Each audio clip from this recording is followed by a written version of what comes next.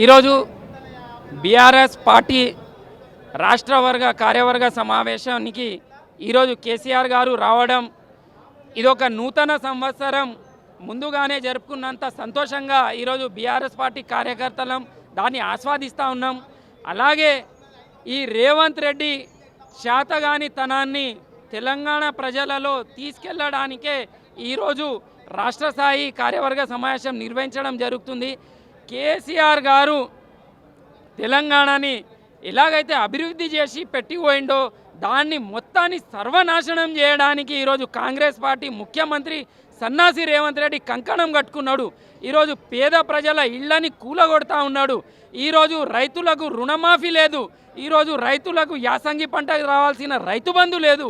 ఈరోజు రైతులకు తీవ్రమైన అన్యాయం చేస్తూ తెలంగాణ రాష్ట్రానికి రావాల్సిన హక్కుగా రావాల్సిన నీళ్లను ఇవ్వకుండా ఈరోజు చంద్రబాబుకి ఆయన గురువుకి ధారాదత్తం చేయడానికి ఈరోజు రేవంత్ రెడ్డి పూనుకున్నాడు.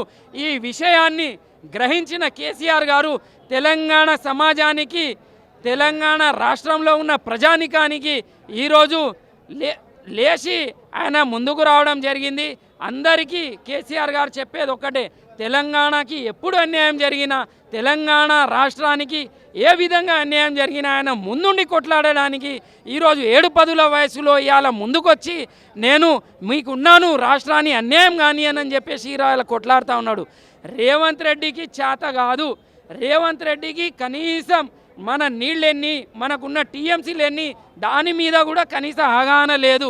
ఈరోజు రేవంత్ రెడ్డి నల్లమెల్ల పులిబిడ్డ అని చెప్పుకుంటూ తిరుగుతాడు. ఆయన నల్లమల్ల పిల్లి. ఆయన నల్లమల్ల ఎక్కడుండో కూడా తెలియని సన్నాసివి నువ్వు.